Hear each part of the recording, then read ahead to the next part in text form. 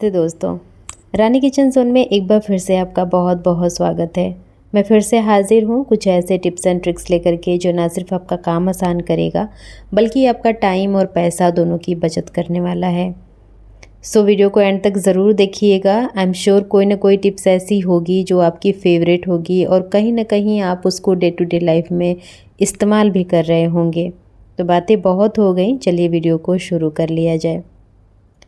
हज़ारों रुपए के लेदर के जूते और चप्पल अगर कुछ ही दिनों में पुराने और बिल्कुल बेजान से लगे तो सच में बहुत बुरा लगता है। लेकिन आज मैं आपको एक ऐसा आसान हैक बताने वाली हूँ जिसमें सिर्फ केले का छिलका इस्तेमाल करेंगे और आपकी फुटवेयर बिल्कुल नए जैसी चमक जाएगी। तो यहाँ पे मेरे पास ये जूती है, काफ़ी गंदी सी लग रही है ये। अच्छा, पुरानी नहीं है ये बहुत ज़्यादा, बट हाँ रखे रखे गंदी हो गई है और इसकी शाइन भी चली गई है। चलिए इसकी शाइन को वापस लाया जाए और बता भी देती हूँ कि किस तरीके से इसको यूज़ करना है। केला हम सबके घर में आता है ना, लगभग रोज़ ही आता होगा।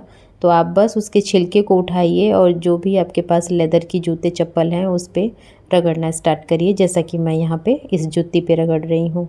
आप देख सकते हैं जैसे जैसे मैं रगड़ रही हूँ वैसे वैसे इस जूती की शाइन वापस आती जा रही है, मतलब इसके अंदर जान सी आती जा रही है। अब फाइनल में एक कॉटन के कपड़े से इसको पोंछ दीजिएगा ताकि जो भी एक्स्ट्रा इस पे पल्प लगा होगा वो साफ़ हो जाएगा।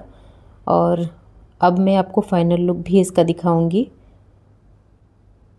अगर आपको ये टिप पसंद आ रही है तो ज़रूर इस्तेमाल करिएगा और बताइएगा कि कैसा रहा आपका रिज़ल्ट। तो यहाँ पे हमारी जूती तो बहुत अच्छी तरीके से चमक गई। अब भाई जूती चमक गई है तो मैं इसको पहनूंगी भी, पहन के भी आपको दिखाती हूँ। तो ये सब जूती और जितने भी शू होते हैं ये बहुत महंगे मिलते हैं, तो उनको फेंकने से पहले आप छोटे छोटे टिप्स ज़रूर ट्राई करके देखा करें। चलिए अब बढ़ते हैं अपनी नेक्स्ट टिप की तरफ। जब भी हमें स्प्राउट्स खाना होता है तो हमारे दिमाग में क्या आता है कि स्प्राउट्स को कैसे बनाया जाएगा, या फिर अगर आपके यहाँ ब्लिंकिट वगैरह की सुविधा है तो आप फटाक से ब्लिंकिट कर लेते हैं। बट आपको ना ब्लिंकिट करने की ज़रूरत नहीं है, वहाँ पे जितना इसका प्राइस होता है ना उसका सीधा डबल करके मिलता है। तो आपके पैसे बचाऊंगी आज। सबसे पहले तो देखिए ये मूंग की दाल है, छिलके वाली, और उसको अच्छी तरीके से मैंने वॉश कर लिया है।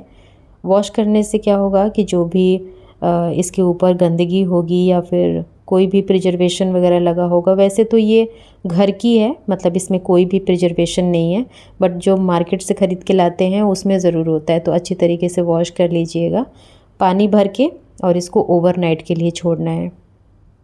अब मैं अगली मॉर्निंग की ये फ़ोटो दिखा रही हूँ, सॉरी वीडियो दिखा रही हूँ। तो इसमें देखिए अच्छी तरीके से ये फूल गया है और अब फिर से हमें इस पानी को चेंज करना है। तो इसको थोड़ा थोड़ा रगड़ करके साफ़ कर लीजिएगा, इसके बाद से इसके पानी को चेंज कर लीजिएगा। तो यहाँ पे देखिए पानी चेंज भी हो गया है। अब आपको क्या करना है कि एक कपड़ा लेना है या फिर इस तरीके की मोटी सी टॉवल लीजिए, उसको अच्छे तरीके से भिगा लीजिए। भिगा करके और निचोड़िए, मतलब बहुत ज़्यादा पानी मतलब गिरना नहीं चाहिए, जैसे कि टप टप करके नहीं निकलना चाहिए।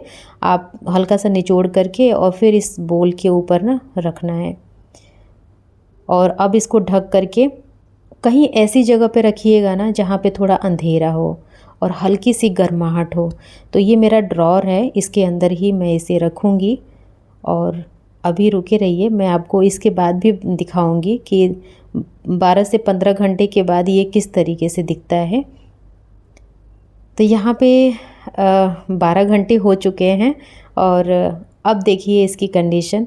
तो यहाँ पे ये बहुत अच्छी तरीके से जर्मिनेट होना शुरू हो गया है। मतलब देख करके बहुत अच्छा लगा कि फाइनली मतलब घर पे बन सकता है ये।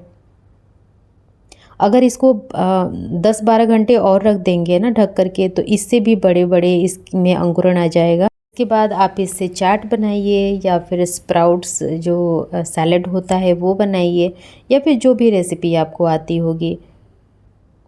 और यही प्रोसेस चने के साथ, लोबिया के साथ भी कर सकते हैं, उसमें भी अच्छी तरीके से अंकुरण हो जाता है। तो ये बहुत ही ईजी सा प्रोसेस है। है ना, इसमें एक भी पैसे नहीं लगे। हाँ, थोड़ा सा टाइम कंज्यूमिंग है, मतलब आपको एक दिन तो पूरा ही लगेगा। अगर आप शाम को भिगाते हैं तो 5 से 6 घंटे में भीग जाती है। उसके बाद से ओवरनाइट छोड़ दीजिए, फिर सुबह में आप देखेंगे कि इसमें अंकुरण हो जाएगा। अगर थोड़ा ज़्यादा चाहिए तो आप 12-13 घंटे और रख दीजिएगा। तो इस तरीके से आप ज़रूर बनाइएगा और हमें बताइएगा ज़रूर। अब बढ़ते हैं अपनी नेक्स्ट टिप की तरफ। देखिए, जब भी हम लोग नए कपड़े ख़रीदते हैं तो उसके साथ ना ये वाले टैग बिल्कुल फ्री आते हैं। अब हम लोग क्या करते हैं, इसको सीज़र उठाते हैं, खच खच काट करके और डस्टबिन में फेंक देते हैं। बट ये जो कार्ड्स होते हैं या फिर टैग्स होते हैं ना, ये बहुत काम के होते हैं। तो यहाँ पे देखिए, मैं इसको यूज़ करके दिखाऊंगी।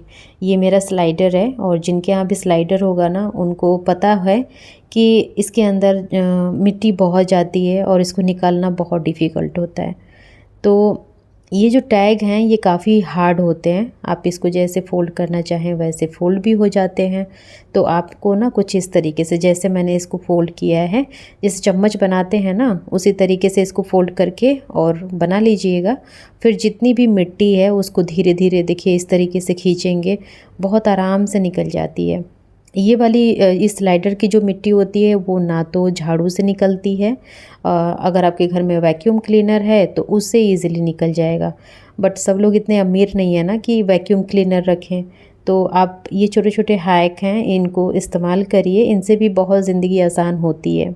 अभी क्या प्लस पॉइंट है कि बारिश हो रही है, तो बारिश की वजह से ये जो मिट्टी है ना ये गीली है, तो गीली मिट्टी को निकालना आसान होता है ना।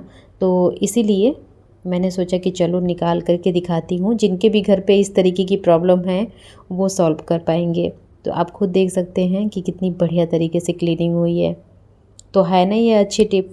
आज के बाद से आप कपड़े के टैग को बिल्कुल इधर उधर मत फेंकिएगा, उसको संभाल के रखिए, कहीं ना कहीं काम ही आ जाता है। चलिए अब बढ़ते हैं अपनी नेक्स्ट टिप की तरफ।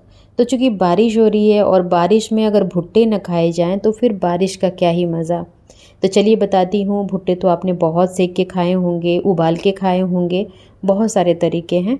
बट अगर आप इसको भूनने वाले हैं तो देखिए यहाँ पे तो आग मिलती नहीं है, मतलब चूल्हे वाली आग या फिर जो हम जला करके भूनते हैं वैसे तो मिलता नहीं है। तो बस गैस ही एक लास्ट सहारा है, तो उसी पे मैं इसको भून के दिखाऊंगी। बट भूनने से पहले इसके ऊपर ना आप पानी अच्छे तरीके से छिड़क लीजिएगा। अब हमारा ये जो भुट्टा है ये बिल्कुल भुनने के लिए तैयार है। गैस की फ्लेम को ऑन किया मैंने और इसको भूनना स्टार्ट किया। तो आप क्या करिएगा ना कि मीडियम टू स्लो फ्लेम रखिएगा और इस पे आप इसे भूनेंगे तो ये अंदर तक सिकेगा। अगर आप तेज़ फ्लेम पे इसे भूनेंगे ना तो बहुत जल्दी जल्दी ये काला हो जाएगा और अंदर भुनेगा नहीं। तो हमारा जो ये भुट्टा है वो भुन करके रेडी है। अब अगर आपके पास बटर है ना तो बटर लगा दीजिए। आपने देखा होगा कि जो बाहर भून करके देते हैं ना वो भी कुछ इसी तरीके से लगा करके देते हैं और बहुत ही अच्छा लगता है। मतलब मुझे लगता है कि उससे ज़्यादा अच्छा ये लगेगा, क्योंकि उनकी तो जो उनके भुट्टे होते हैं उनके दाने बहुत हार्ड होते हैं, बट इस वाले के दाने बहुत नरम और एकदम मज़े के हैं, मीठे मीठे से। तो बटर लगाने के बाद मैंने एक नींबू को कट कर लिया, उसके ऊपर थोड़ा सा काला नमक छिड़का है और उसी से इन सारे भुट्टों पे मतलब अच्छी तरीके से रब करना है ताकि जो भी नींबू का जूस वगैरह है इसके अंदर जाए।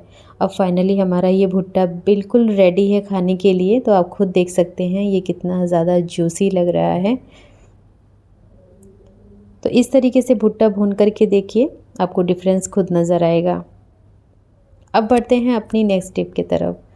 जब भी आप जीन्स या फिर कोई भी ट्राउज़र वगैरह ख़रीदते हैं तो कई बार ऐसा होता है कि सेहत ऊपर नीचे होती रहती है, जिसकी वजह से ना ये जो वेस्ट लाइन होती है वो थोड़ी सी ढीली हो जाती है।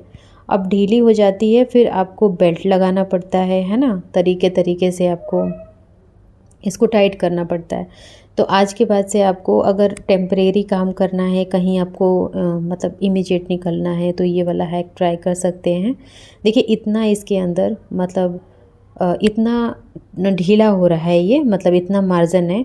तो आपको क्या करना है कि एक रबड़ बैंड लेना है और जो भी लूप है ना, मतलब कई ट्राउज़र के लूप ना थोड़े से पास पास होते हैं। इसमें क्या है कि बटन के पास 2 लूप दिए हुए हैं, एक लेफ़्ट में और एक राइट में। तो जो लेफ़्ट वाला है उसमें मैं ओवर मतलब फँसा करके इसको और फिर बटन में लगाऊंगी और फिर इस काज के अंदर डालूंगी। तो इस तरीके से देखिए इतना सारा जो मार्जिन था वो बहुत अच्छी तरीके से मैनेज हो गया और आपका ये जो पैंट है वो टाइट हो जाएगा। अब बढ़ते हैं नेक्स्ट टिप के तरफ। तो यहाँ पे देखिए कितनी भी आप सफाई कर लीजिए, गंदगी तो देखिए होती ही रहती है। और स्पेशली अगर हम किचन की बात करें तो जहाँ पे चूल्हा होता है ना, वहाँ पे तेल मसाले उड़ते रहते हैं और इस तरीके से ड्रॉर जल्दी जल्दी गंदी होती है। तो इनको साफ़ करने का एक बहुत ही मतलब जादुई प्रोडक्ट लेकर के आई हूँ मैं, और ये 100% काम करता है। देखिए अर्बन वाइप का ये किचन क्लीनर है, ये बहुत अच्छा है, मैं सच बता रही हूँ। मतलब अगर आप चाहते हैं ना कि आपको मेहनत कम करनी पड़े और आपका किचन एकदम साफ़ रहे, तो ये सबसे बेस्ट है। आप इसको ख़रीद लीजिएगा, मैं इसका लिंक दे दूँगी आपको। तो देखिए जहाँ भी गंदगी है ना, आप वहाँ पे स्प्रे करके मुश्किल से 1 से 2 मिनट छोड़िए, या फिर अगर आपको बहुत जल्दबाजी है तो आप तुरंत भी इसको क्लीन कर सकते हैं। तो यहाँ पे देखिए जैसे ही मैंने स्प्रे किया, ये जितनी भी गंदगी थी ये मेल्ट होने लगी और यहाँ पे ड्रॉप ड्रॉप सा आपको दिख रहा है। अब क्या करना है कि एक कॉटन का या फिर कोई भी जो क्लीनिंग क्लॉथ होता है उसे ले लीजिए और धीरे धीरे इस पे रब करिए। तो आप खुद देख सकते हैं मेहनत आपकी ज़ीरो है और आपकी क्लीनिंग 1 नंबर है। मेरे को ये पर्सनली बहुत अच्छा लगा, तो मैंने सोचा कि आपके साथ भी इसे शेयर करना चाहिए। अगर आप चाहते हैं ना कि आपके किचन में तेल मसाले की जो वो चिपचिपाहट होती है वो ना हो, तो आप इसे ज़रूर ख़रीदिएगा। इतना ज़ोर मैं इसलिए दे रही हूँ क्योंकि हम जितनी भी होम मेकर होती हैं ना, उनको सबसे ज़्यादा किचन में ही सफाई करनी होती है, क्योंकि बहुत सारे ड्रॉर्स होते हैं, सब में तेल मसाले के जो दाग धब्बे होते हैं वो लगते ही हैं। तो ये बहुत ही अच्छा प्रोडक्ट है, आप इसको ख़रीदिएगा ज़रूर। तो देखिए मैंने इस वाले ड्रॉर को बिल्कुल साफ़ कर लिया। ऐसे ही जो नीचे वाले ड्रॉर थे, मतलब ये वाले, तो इन पे भी मैं इसी तरीके से स्प्रे करके छोड़ दी थोड़ी देर और फिर मैंने सबको साफ़ कर लिया।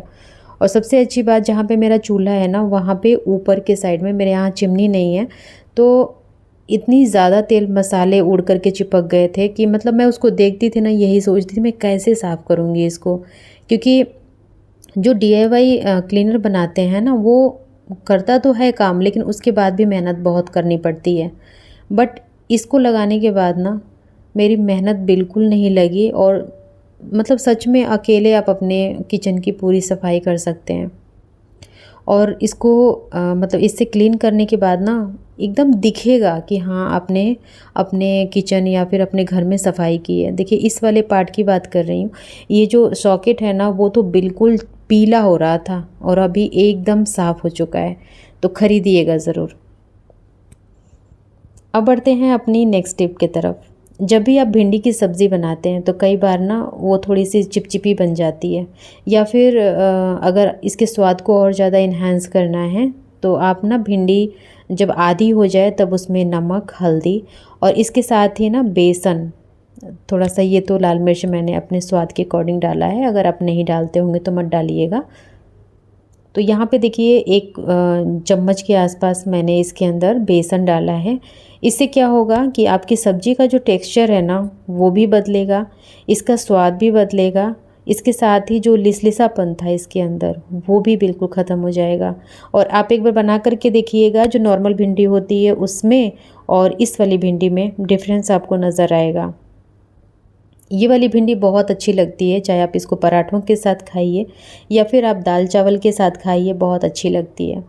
अब बढ़ते हैं अपनी नेक्स्ट टिप की तरफ। तो यहाँ पे देखिए मेरे पास ना ये, वैसे तो ये डीओ है, बट जो लोग शेविंग क्रीम इस्तेमाल करते हैं ना उनके मतलब इस वाली बॉटल के नीचे ये एल्युमिनियम सा कुछ लगा होता है, और जब आप इसको अपने बाथरूम में रखते हैं तो वहाँ पे ना इस तरीके के पैचेस पड़ जाते हैं, निशान पड़ जाते हैं जो कि छूटते नहीं हैं। तो इसके लिए क्या करना है आपको कि आपके घर में कोई भी नेल पेंट हो तो आप ले लीजिए, वैसे ट्रांसपेरेंट रहेगा तो ज़्यादा बेटर होगा।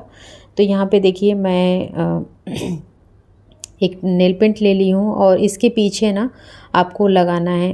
तो इससे क्या होगा कि एक इनेमल सा इसके ऊपर चढ़ जाएगा, और जब आप इसको सूख जाएगा फिर आप इसे रखेंगे ना अपने बाथरूम में, तो निशान बिल्कुल नहीं पड़ेंगे। ये छोटे छोटे टिप्स ना आपकी लाइफ को बहुत ज़्यादा इजी करते हैं, तो आप भी ज़रूर इनको ट्राई करिए। टिप अच्छी लगी तो लाइक करिएगा और चैनल को सब्सक्राइब करना बिल्कुल मत भूलिएगा।